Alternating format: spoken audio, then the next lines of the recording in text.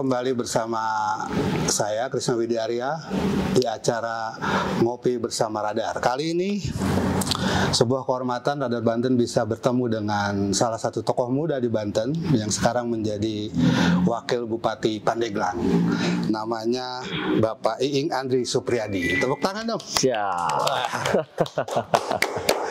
Pak, kita bincang-bincang sebentar bahwa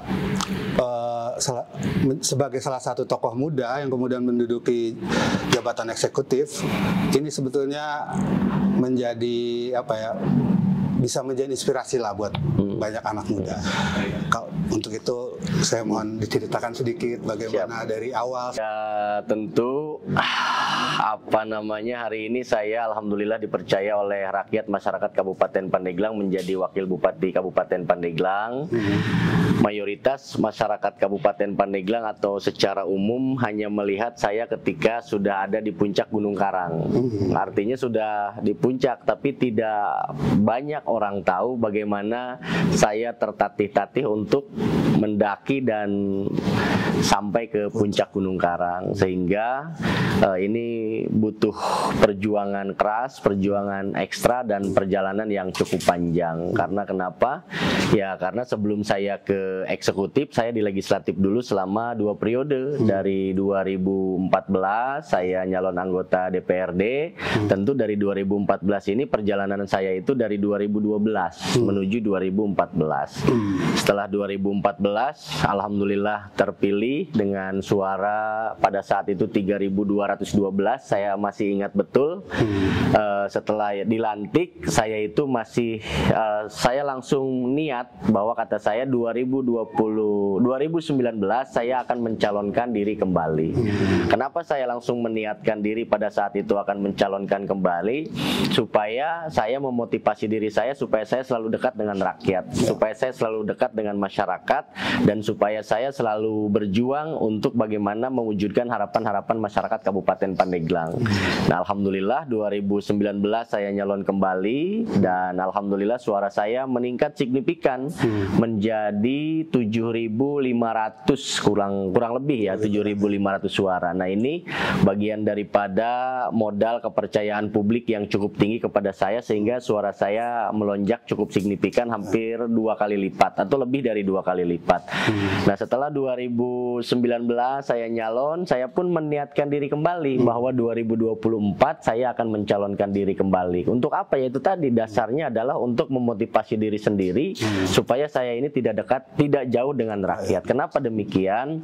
Karena saya merasa jujur saja harkat derajat martabat saya dengan keluarga saya itu diangkat oleh masyarakat, sehingga saya tidak mungkin jauh dengan masyarakat, tidak mungkin melupakan masyarakat, karena beliau sesungguhnya yang menjadi raja pada diri saya.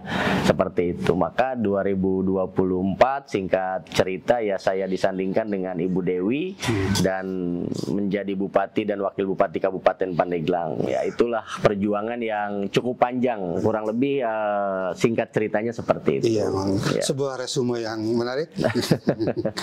Tapi dengar-dengar juga Pak Iing ini dulu terkenal sebelum jadi anggota dewan itu adalah aktivis. Bisa cerita sedikit-sedikit zaman aktivismenya? Iya, dulu memang sempat kuliah di Bandung di salah satu universitas. Saya pada saat itu disuruh masuk di salah satu organisasi yaitu HMI oleh senior saya di HMI, Ade Fahri atau Ade Fahru Roji namanya. Kebetulan beliau orang Bojong. Nah, sama-sama kuliah di Bandung, tapi beliau pada saat saya kuliah di Bandung itu sudah lulus kuliah dan sudah bekerja. Nah, sehingga 2006 saya masuk ke Bandung itu langsung bergabung dengan OKP di HMI. Nah, dari situ kita bisa berdiskusi, bisa berdialektika, bisa memberikan ide, masukan, gagasan kepada pemerintah daerah Kota Bandung pada saat itu Pak Haji Dada Rosada, wali Kota Bandungnya. Nah, di situ muncullah bahwa rasa idealisme dan rasa ingin bagaimana masuk ke dalam sebuah sistem yang besar. Karena kenapa? Karena ketika kita menjadi parlemen jalanan ternyata aspirasi kita memang didengar tapi jarang yang direalisasikan. Maka dari itu saya berpikir ya jalan satu-satunya adalah bagaimana mengawal kebijakan dari dalam, ya sehingga saya masuk ke salah satu partai politik pada saat 2012 gitu, seperti itu. Dari partai politik jadi anggota DPRD, sekarang jadi wakil bupati, luar biasa. Alhamdulillah. Yang kalau boleh saya tanya sedikit, apa sih yang memotivasi, keresahan apa yang memotivasi Bapak sehingga kemudian punya awareness atau keinginan untuk membenahi Kabupaten Pandeglang? Ya, itu tadi karena saya merasa dikandung, dilahirkan dan dibesarkan di Kabupaten Pandeglang. Saya ini bagian daripada wajah pribumi Kabupaten Pandeglang yang tentu punya kepedulian yang lebih terhadap Kabupaten Pandeglang itu sendiri. Sehingga saya berkeinginan untuk bagaimana sedikit banyaknya bisa berbuat untuk seluruh masyarakat Kabupaten Pandeglang.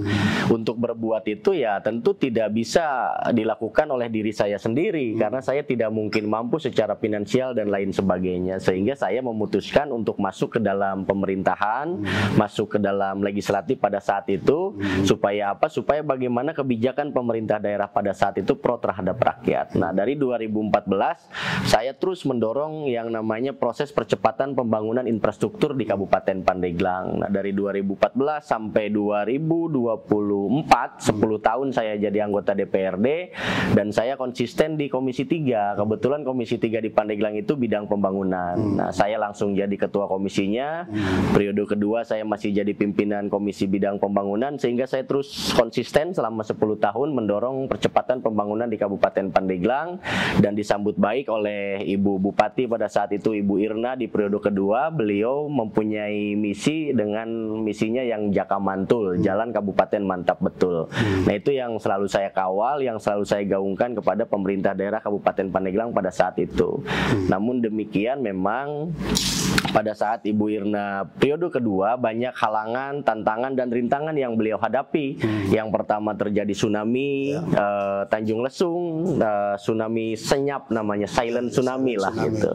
Yang kedua ada COVID-19 pada saat 2019 yang lalu, sehingga pembangunan infrastruktur sempat tersendat. Nah, dan Ibu Irna itu di periode keduanya menjabat hanya 3 tahun, tidak sampai 5 tahun karena ada pemilihan serentak bupati dan wakil bupati se-Indonesia.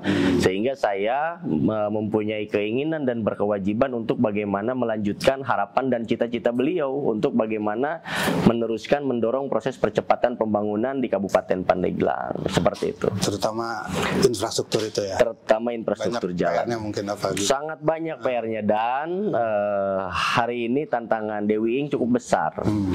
Kenapa cukup besar? Di tengah hiruk pikuk keinginan masyarakat yang begitu kuat untuk merdeka dari infrastruktur, tapi apalah daya, ingin hati memeluk gunung, tangan tak sampai. Kenapa demikian? Ya karena setelah Dewi Ing dilantik tanggal 20 Februari, nah tidak lama dari itu, kalau tidak salah bulan Maret, langsung turun yang namanya Instruksi Presiden nomor 1 tahun 2025 kaitan dengan rasionalisasi anggaran atau efisiensi anggaran. Setelah efisiensi anggaran keluar, perpresnya keluar lagi yang namanya KMK, Keputusan Menteri Keuangan, sehingga anggaran pembangunan di Kabupaten Pandeglang kurang lebih sebesar 107 miliar yang bersumber dari DAK atau dana alokasi khusus atau transfer pusat itu ditarik kembali oleh pusat, sehingga kami di 2025 ini di awal kepemimpinan belum bisa merealisasikan harapan-harapan masyarakat Kabupaten Pandeglang. Tapi ya insya Allah Dewi Ing hari ini bukan berarti diam, bukan berarti tidak berpikir, tapi kami selalu berpikir, selalu bekerja mencari cara dan solusi yang terbaik untuk merealisasikan harapan-harapan masyarakat Pandeglang. Iya, biasanya sih kalau ada kesusahan pasti ada apa hal inovatif biasanya kalau politisi itu untuk mencari jalan keluar dalam persoalan. Seperti itu. Selain infrastruktur, apalagi Pak yang gemes itu? Pandeglang harus. Iya, hari ini kami fokus terhadap dunia pendidikan. Kenapa kami fokus terhadap dunia pendidikan?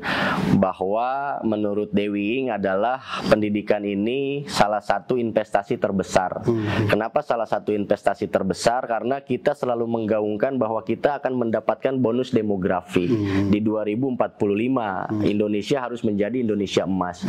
Nah, kita harus mempersiapkan sumber daya manusianya terlebih dahulu ketika kita ingin ingin menuju Indonesia Emas 2045 dan menghadapi bonus demografi ini bagi anak-anak muda.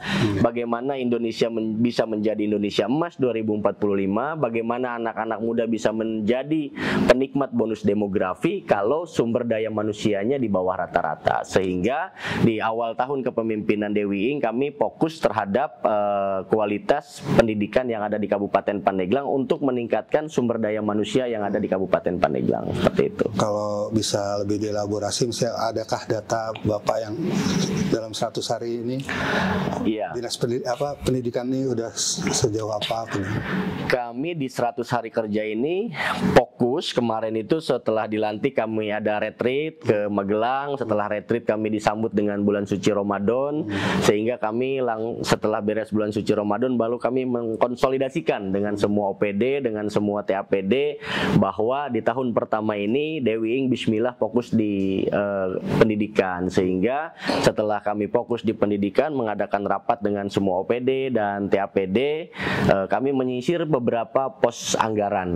Nah, setelah kami sisir beberapa pos anggaran, alhamdulillah kami mendapatkan pagu anggaran itu kurang lebih sekitar 70 miliar.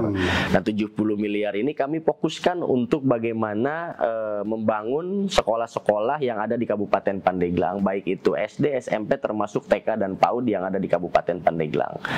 Semoga cukup apa gimana, Pak? Kalau cukup tidak mungkin untuk membangun sekolah di Kabupaten Pandeglang, karena jumlah sekolah di Kabupaten Pandeglang itu mulai dari PAUD, TK, termasuk SD dan SMP itu kurang lebih sekitar 1000 sekolah. Nah, tentu 1000 sekolah ini ya kurang lebih sekitar 30% yang rusak. Sehingga pembangunan ini sering saya sampaikan bahwa Dewi Ing ini, kami ini bukan pesulap, bukan bim salabim abrakadabrak semua persoalan di Pandeglang akan selesai. Tapi ini kan butuh waktu, butuh proses, butuh perencanaan, juga butuh penganggaran. Sehingga kerja kami itu bukan 100 hari kerja, tapi bagaimana kami diberikan mandat oleh rakyat 5 tahun selama kami mengabdi. Mudah-mudahan kualitas pendidikannya mulai meningkat, infrastruktur jalannya juga mulai meningkat, seperti itu. Karena ya itu tadi, bahwa kata Ibu Kartini kan, habis gelap terbitlah terang, kan seperti itu. Kalau dan saya berkeyakinan ada firman Allah yang mengatakan setelah ada kesulitan pasti akan ada kemudahan gitu. Fa inna ma'al usri yusra, seperti itulah. Ya. Memang sebetulnya setengah kiai juga ini. Tapi Pak, bonus demografi, terus pendidikan yang memang maksudnya untuk memboost bonus demografi itu, Bapak melihatnya memang salah satu jalan masuknya adalah di dunia pendidikan. Kira-kira untuk ideal gitu, kira-kira udah punya nggak sih pandangan ideal dunia pendidikan di Pandeglang itu harus kayak apa? Yang pertama yang harus kita benahi adalah infrastruktur pendidikannya itu sendiri. Sarana prasarana infrastruktur pendidikannya itu sendiri, kayak ruang kelas, termasuk sarana prasarana lainnya. Supaya apa? Supaya bagaimana proses belajar mengajarnya itu pun merasa nyaman, merasa aman. Jangan sampai ketika guru lagi memberikan pembelajaran kepada siswa, nah tiba-tiba ada hujan, atapnya roboh, nah itu yang dikhawatirkan oleh kami. Sehingga yang pertama kami lakukan adalah bagaimana memperbaiki infrastruktur sekolahnya. Yang kedua, tentu kami akan mengedukasi semua guru yang ada di Kabupaten Pandeglang untuk bagaimana fokus terhadap kualitas sumber daya manusianya itu sendiri. Nah, fokus terhadap kualitas sumber daya manusia ini, fokus terhadap pengajaran ini juga harus dilandasi dan didukung oleh infrastrukturnya yang bagus. Jadi memang infrastruktur ya, infrastruktur pendidikan. Jadi memang tidak heran kalau kemudian ada rektor dari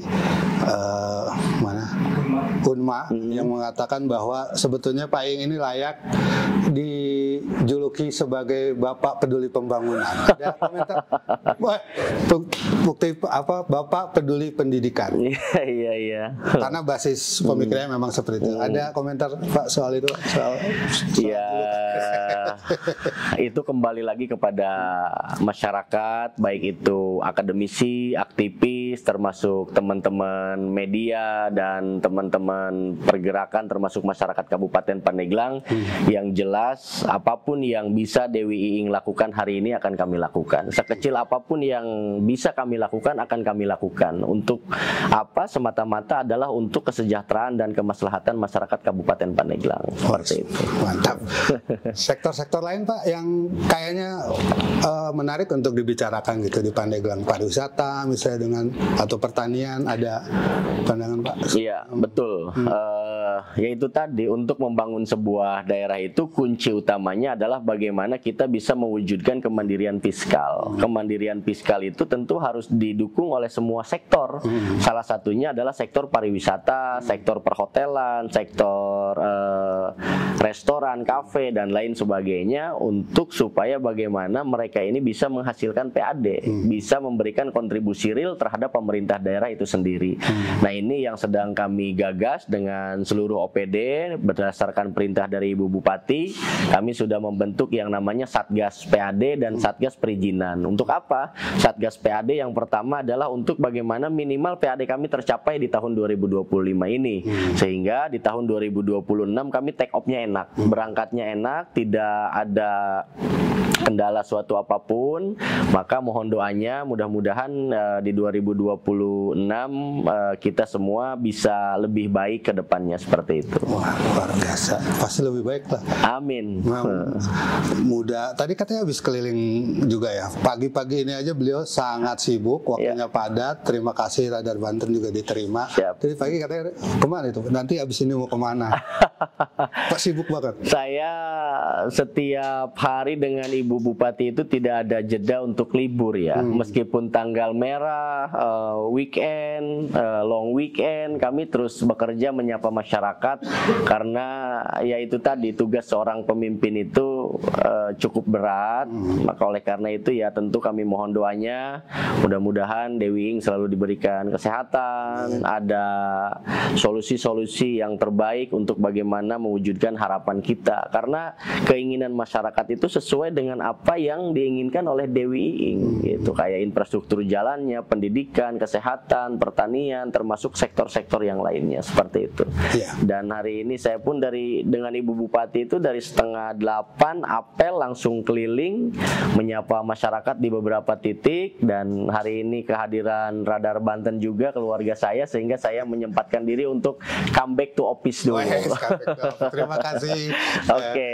Tapi bicara, saya tadi mau nanya soal harapan, tapi udah dijawab. Apakah ada harapan yang lebih ideal lagi, misalnya dari 5 tahun kepemimpinan ini, semoga Pandeglang mencapai? Ya, itu tadi, saya dengan Ibu Dewi akan berjuang semaksimal mungkin, berupaya semaksimal mungkin untuk mewujudkan harapan-harapan masyarakat. Saya ulangi bahwa harapan masyarakat itu, keinginan masyarakat itu adalah menjadi harapan dan keinginan Dewi Iing. Tinggal bagaimana kita sama-sama mencari solusi. Maka membangun Kabupaten Pandeglang ini bukan hanya tugas Dewi Iing, bukan hanya tanggung jawab Dewi Iing, dan bukan hanya Dewi Iing yang harus berpikir, tapi membangun Kabupaten Pandeglang ini harus keroyokan, harus secara pentahelik. Nah, pentahelik itu ya diantaranya akademisi, teman-teman media, pengusaha, termasuk pemerintahan itu sendiri dan masyarakat. Dan kita juga ya tentu akan membangun kolaborasi yang konstruktif dengan pemerintah provinsi, dengan pemerintah pusat. Insya Allah Pak Andra Soni dan Pak Dimyati mudah-mudahan bisa lebih fokus terhadap pembangunan infrastruktur yang ada di Kabupaten Pandeglang ini. Karena apa? Karena Kabupaten Pandeglang ini adalah kabupaten yang pada saat Banten mau berdiri yang dijual. Banten berdiri itu yang dijual adalah kemiskinan Pandeglang Lebak. Nah, seperti itu. Kan sejarahnya seperti itu. Nah, setelah Pandeglang Lebak, setelah Provinsi Banten berdiri, ya harapan kami tentu pemerintah Provinsi Banten lebih fokus terhadap infrastruktur yang ada di Kabupaten Pandeglang, dan itu yang diharapkan oleh masyarakat Kabupaten Pandeglang. Ya. Oke, demikian. Memang padat ya, padat. Kalau berbicara dengan tokoh muda, padat, informatif dan lugas. Terima Siap. kasih Sama-sama. Pak Wakil Bupati atas penerimaan terhadap kami. Semoga bermanfaat, dan kepada teman-teman di Ngopi Bersama Radar, jangan lupa subscribe, like and share. Oke, terima kasih. Assalamualaikum warahmatullahi wabarakatuh. Waalaikumsalam warahmatullahi wabarakatuh.